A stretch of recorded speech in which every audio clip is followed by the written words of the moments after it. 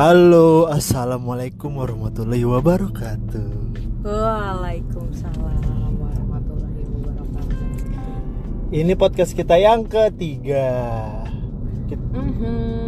Ngomongin apa ya, Beb? Ngomongin aja, Beb. Gimana nih? Kita udah menjadi sepasang suami istri seminggu nggak sih? 7 hari, 8 hari? 7. Kalau aku dulu ya. Kalau dari aku tuh nggak ada ada perbedaannya. Perbedaannya yang biasanya 6 hari ya. Yang biasanya gue bangun pagi tuh cuman guling, sekarang udah ada manusia. Yang biasanya gue habis pulang pacaran, sorry gue nggak pacaran, yang gue taruh. Yang biasanya gue habis pergi sama bini gue nganterin ke rumah dia, sekarang ke satu tujuan doang. Itu namanya pacaran lah. Kalau taruh ya nggak mungkin kita ketemu dong. Terus gue bisa ngajak bini gue nonton film yang besok gue nonton. Di kamar gue bisa ada temen nontonnya. Terus gue kalau pulang gawe bisa ketemu bini gue juga langsung. Kalau gue kemana-mana sih jadi nggak dikhawatirin tuh, dalam artian nggak diteleponin, ditanya di mana gitu, nggak. Udah nggak perlu. Pacaran juga aku nggak pernah teleponin ya. Mana pernah aku teleponin. Iya, jadi ya so far sampai sejauh ini sih kita malah kayak pacaran aja ya. Ya belum terlalu ngerasain perbedaannya, mungkin karena belum benar-benar tinggal berdua kali. Maksudnya kan sekarang tinggalnya masih nyampur sama keluarga, jadi mertua gue masih nyampur di mertua, pondok mertua indah. Iya, jadi yang dirasain belum benar-benar 100% kayak orang yang udah berumah tangga, yang benar-benar tinggal cuma berdua. Sekarang tuh masih belum mikirin sarapan, belum mikirin makan siang, belum mikirin makan malam. Semuanya masih ada gitu, masih disediain, masih gabung lah, masih nyampur. Enggak, gue mikirin ya kalau misalkan lu tiba-tiba mau ngegojek, ya itu kan sesekali, nggak setiap saat. Apaan? Mau jajan? Enggak, sesekali kayak gitu, nggak yang melulu. Maksudnya kan kalau misalnya udah bener-bener tinggal di rumah berdua kan itu bener-bener ngerasa bener-bener ngerasa gitu, kerasa bedanya. Kalau sekarang sih belum. Kalau dari gue paling bedanya ya itu tadi, gue tuh nggak bisa bangun pagi. Sebenarnya bukan nggak bisa bangun pagi ya, mungkin karena beberapa waktu kemarin sebelum nikah WFH dan segala macam tuh bikin gue jarang tidur. Tidur tuh baru pagi, puasa deh. Pokoknya dari malam sampai sahur tuh nggak tidur, baru tidur kayak habis subuh gitu. Nah sekarang bener-bener tidurnya tuh ya lebih teratur. Pokoknya tidur nggak lebih dari jam 11 malam, pokoknya tuh udah tidur. Bangun pagi, yang biasanya bangun pagi tuh gue nggak biasa bangun pagi. Biasanya paling pagi jam 9, jam 10. Ini bangun pagi dari jam setengah 7, jam 7 udah nyapu, ngepel, cuci piring. Iya, itu kan tugas dan lain sebagainya. Iya, itu tugas perempuan. Tapi kan maksudnya para wanita-wanita lajang di luar sana yang masih tinggal sama orang tua, apalagi orang tuanya punya mbak atau mungkin orang tuanya biasa ngelakuin itu sendiri, kayak gue kan ya nggak disuruh. Perempuan lajang yang rajin. Ya itu, tapi bukan aku deh intinya. Aku bukan perempuan yang kayak gitu. Tapi kalau buat yang masih belum nikah kali ya. Satu alasan apa ya yang ngebuat, misalkan nih kita ngomongin dari sisi perempuan nih, kenapa sih perempuan tuh selalu bilang umur. Kenapa? Apa yang menjadi patokan perempuan itu bisa bilang hubungan ini mau dibawa kemana lagi siang gitu? Apakah cuma maksud itu indikatornya apakah cuma umur, apakah ada yang lain? Misalkan Ya umur itu kalau menurut aku faktor pendukung, faktor yang paling besarnya kayak ya emang mau ngapain lagi, maksudnya semakin udah mungkin bosan kali ya ritme pacaran pasti gitu-gitu doang, maksudnya kayak lo pergi dijemput pulang dianterin habis itu udah SMS-an, teleponan deh kayak gitu-gitu, apalagi kita bukan tipikal pacaran yang intens teleponan atau chatan apa segala macem. Tipe kepacaran yang ketemu hampir Senin sama Minggu. Iya, emang modelannya emang harus ketemu. Ya maksudnya kan agak PR ya, say kalau misalnya kayak terus-terusan setiap hari ketemu apa segala macam, harus keluar gitu maksudnya. Kalau pacaran kan berarti harus keluar, harus antar jemput, beda jalur. Ya untungnya rumah kita nggak terlalu jauh, jadi maksudnya searah.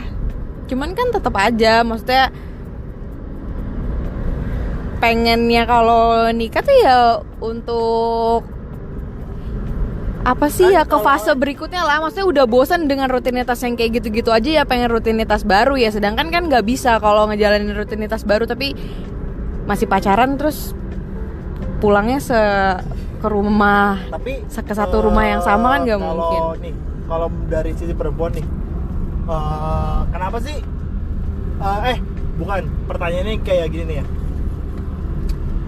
kan nggak semua kan, kalau kamu kan tadi aku belum jawab juga kalau dari umur ya itu emang maksudnya itu faktor emang faktor utamanya kayak gitu, maksudnya kalau umur tuh maksudnya umur kan katanya kan kalau perempuan kan ada menopause apa segala macam, maksudnya kalau umurnya udah agak tua nanti agak ribet, agak riskan kalau punya anak dan lain sebagainya. Ya itu emang benar, maksudnya ya itu alasan klasik lah, cuma maksudnya intinya ya alasan selain itu ya yang tadi aku bilang ya emang udah bosan aja dengan ritme pacaran yang gitu-gitu aja. Nah tapi kan kalau nih ya, gue tahu kalau bini untuk yang pacarannya lama ya, kalau yang pacarannya baru sebulan 2 bulan lo jangan minta nikah ya, ngaco juga nih, sih. Kalau bini gue ini tuh tipikal yang gue nggak tahu ya, pasti adalah perempuan di luar sana yang dia mau punya calon pendamping yang proper tuh dalam artian gini loh, dari segi kerja settle, dari segi kerjaan udah oke, dari segi finance oke. Kalau untuk bini gue tuh tipikal orang yang ya kalau nunggu gua nih kayak ya sampai kapan, dan gue juga nggak tahu sih kapan gue kaya, maksudnya kayak bukan kayak hati sih. Jadi kalau menurut kamu faktor ekonomi itu masuk faktor bagian penting juga gak sih kalau ada orang yang mau mutusin buat ya gue mau nikah sama lo?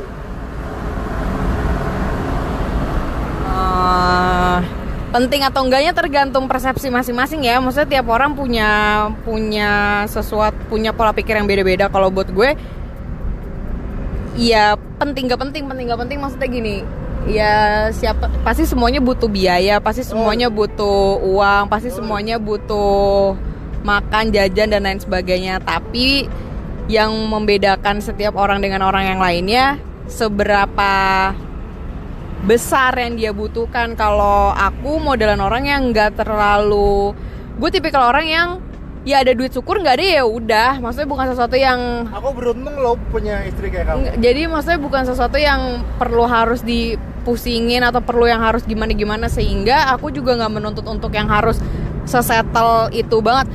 Nggak menuntut settle bukan berarti lo nggak punya apa-apa, dalam artian kayak nggak punya kerjaan, nggak punya penghasilan tetap, nggak punya tabungan apa segala macam ya, maksudnya ya itu semua perlu punya, tapi nominalnya atau besarnya ya itu tiap orang beda-beda kan. Ada orang yang maunya harus dengan nominal sekian dulu baru bisa ini apa segala macam. Nah kalau aku bukan modelan yang kayak gitu, jadi ya kata orang lebih enak apa-apa ya dicari bareng-bareng lah. Kalau misalnya punya ya dinikmatin bareng-bareng, kalau pas lagi nggak punya ya udah bareng-bareng juga, lebih enak katanya tuh kayak gitu kalau nikah. Dan kebetulan emang gue kayak gitu. Mungkin di episode yang pertama dia pernah bilang kayak lo jangan suka nge-treat cewek lo yang terlalu berlebihan apa segala macam ya mungkin karena emang dari awal dia nggak pernah nge-treat gue secara berlebihan, jadi ya emang ya gue biasa aja, nggak menuntut yang gimana-gimana. Tapi kalau cowoknya mampu dan emang dia bener punya kelebihan finance yang bisa nge-treat ceweknya, beli A, B, C, P, Z, ya silakan. Berhubung gua ini ibarat ya, kalau gua tuh bilang ke bini gua tuh ya kita gaya sesuai dompet kita aja. Yang penting apa yang kita pakai tuh ori. Kan barang ori itu kan nggak mesti melulu harus nyampe 10 juta sampai 15 juta. Ada juga kan yang di bawah 5. Gua tuh dulu tuh lebih suka beli yang fake gitu loh. Dulu tuh zaman-zamannya sepatu Vans atau apa gitu di daerah Tampu dulu, zaman-zaman gue masih SMA.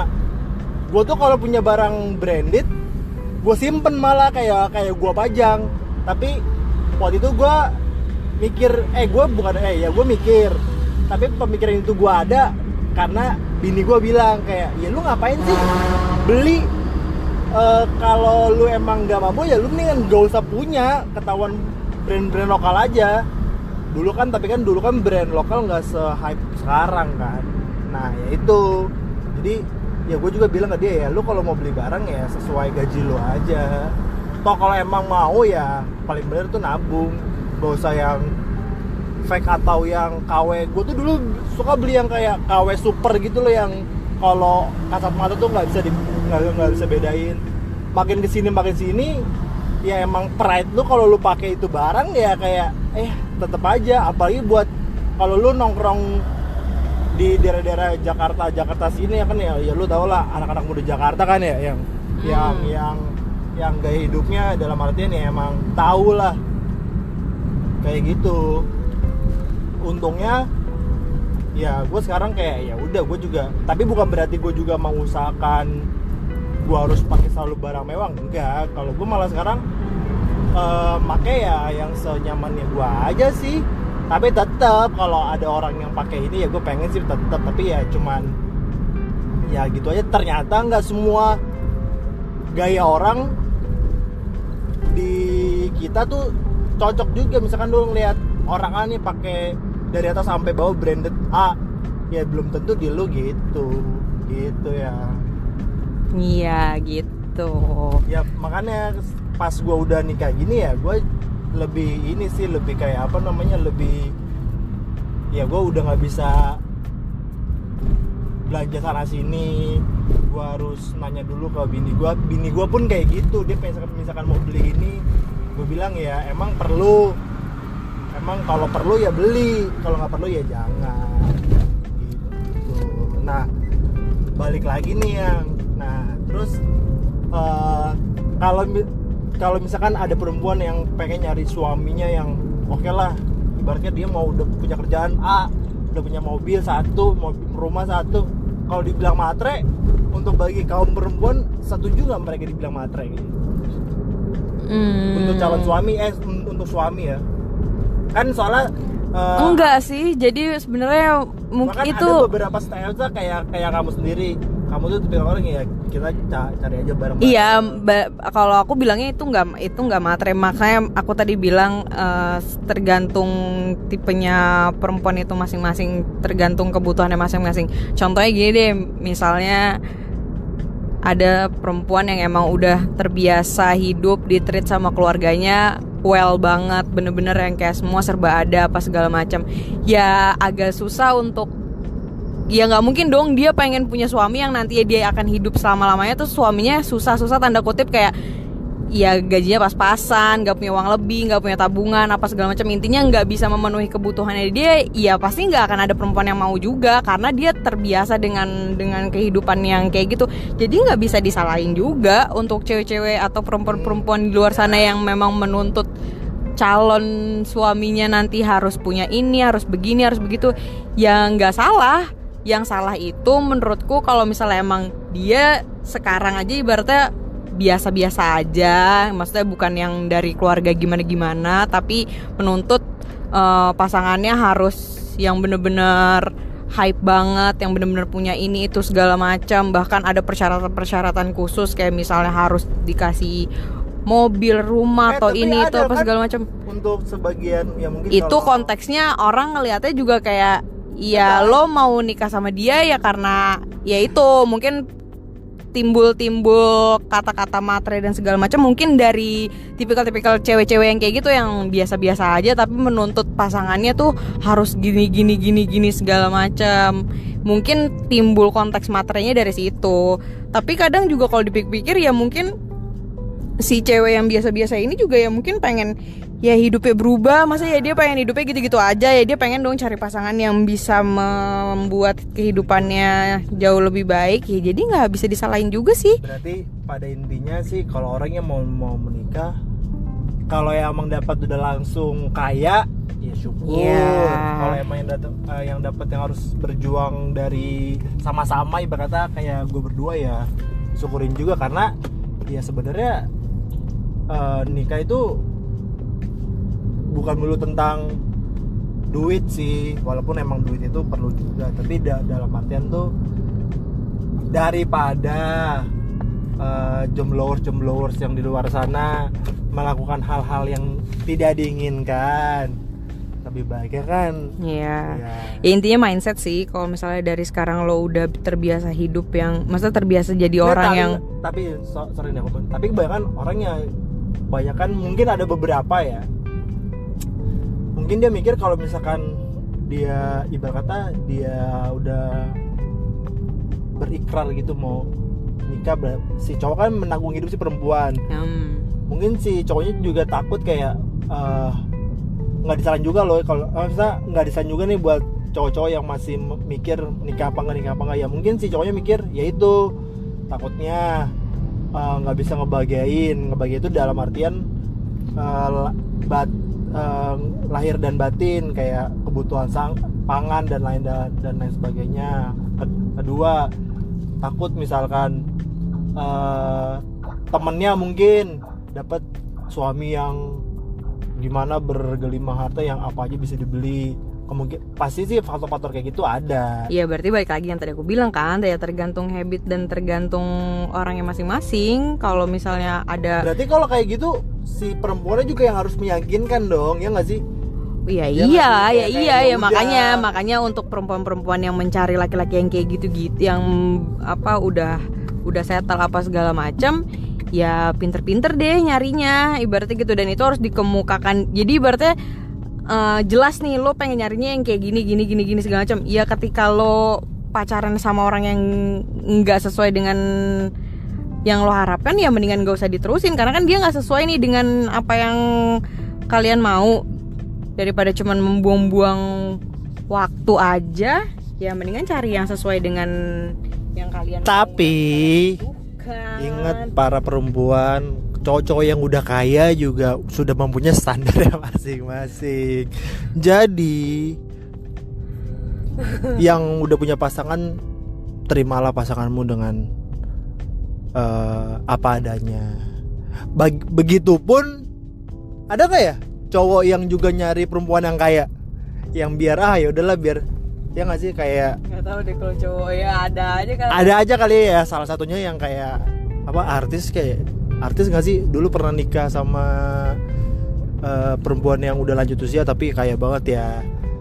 Ada juga mungkin cowok, tapi kebanyakan perempuan yang mengharapkan ya sadarlah diri kalian tuh siapa kalian itu siapa. Gak jelas deh lu. Nah, jadi ya buat kalau orang yang lagi pacaran sekarang, kalau pacaran kalian udah setahun 2 tahun terus perempuan yang mikir ini sebenarnya ini sebenarnya cowok gue serius apa enggak, ya cuma satu untuk memperlihat cowok-cowok nih, gue tahu cuman hanya satu. Kalau ditanya sama cewek kalian, kamu tuh serius apa enggak, cuma satu, lamar cewek lu, udah nikahin. Dia cuma satu doang. Lu mau pacaran sampai 15 tahun pun, kalau lu nya setia sih ya, seharusnya semua cowok tuh setia ya. Gue tuh paling gak setuju beranggapan semua cowok tuh brengsek. Enggak semua cowok brengsek, ada juga cewek yang brengsek. Enggak semua cowok tuh brengsek, tapi cuma satu. Dengar lo para orang-orang yang brengsek di luar sana, cuma satu, membuktikan kesetiaan kalian nih buat cewek-cewek nih ya. Kalau cowok kalian udah berani bilang, ibarat kata berani kita ke depannya gimana, ini keluar dari mulut cowoknya itu. Misalkan keluar dari mulut ceweknya terus cowoknya mengiyakan dalam artian ya udah tunggu aku sekian tahun. Misalkan sekian tahun itu aku nggak bisa nempatin janjinya, udah bubar ya, itu cowok itu berarti emang setia sama kamu. Gue juga dulu gitu ya, mungkin kalau gue case-nya pacaran gue udah lumayan, ibarat kata tuh udah SD, SMP ke SMA malah. Jadi wajar kalau cewek gue bilang kayak gitu. Makanya tadi aku bilang ya ini buat yang pacarannya udah lama. Kalau misalnya kalian merongrong mau minta nikah apa segala macam sama pasangan kalian tuh, bagi kalian yang mungkin ngerasa pacarannya udah cukup lah, lama atau enggak itu relatif ya. Maksudnya kadang ya lo ngerasa 1 tahun 2 tahun juga mungkin buat lo semua udah pada lama, tapi maksudnya gue itu dalam hitungan bulan lah, misalnya kayak baru sebulan 2 bulan kenal atau segala macam terus minta langsung nikah gitu ya, jangan kayak gitu juga. Kecuali emang konteksnya ta'aruf dan segala macam gitu ya gitu. Jadi ya yang buat pacaran sih ya baik-baik aja lah kalian lah. Kalau memang kalian udah siap buat menikah ya udah, karena di saat kalian memutuskan untuk menikah itu bukan akhir dari perjalanan kalian. Ya itu tuh awal kalian nanti ketemu permasalahan baru, mikir yang lain baru. Ya mungkin ya gue nggak tahu juga sih. Ada beberapa banyak kok orang-orang di sana, teman gue sendiri yang juga baru nikah. Gue juga belum nanya-nanya juga apa sih yang orang-orang udah nikah 1 tahun 2 tahun tuh gimana rasanya. Yang pasti sih kalau kalian udah nikah nih, buat para cowok ya yang suka main-main ke spa kemana, itu kalian sudah harus berhenti kalau kalian sudah punya bini. Kenapa alasannya ya, kalian punya pacar juga sih menurut aku ya nggak masih punya bini, gimana deh kamu ya, alasannya lo nonton di Indosiar deh jam 6 pagi apa jam 7 gitu, banyak tuh, itu alasannya. Yang pasti sih kalau lo udah emang nikah tuh berarti lo emang udah ibarat kata kebandelan lu dalam artian ya cowok lah ya, ini buat para cowok pasti ngerti. Ya udah, karena kalau lu masih nyeleweng dan lain sebagainya berarti lu bego dalam artian ya berarti menurut lu berarti cewek atau perempuan di luar sana tuh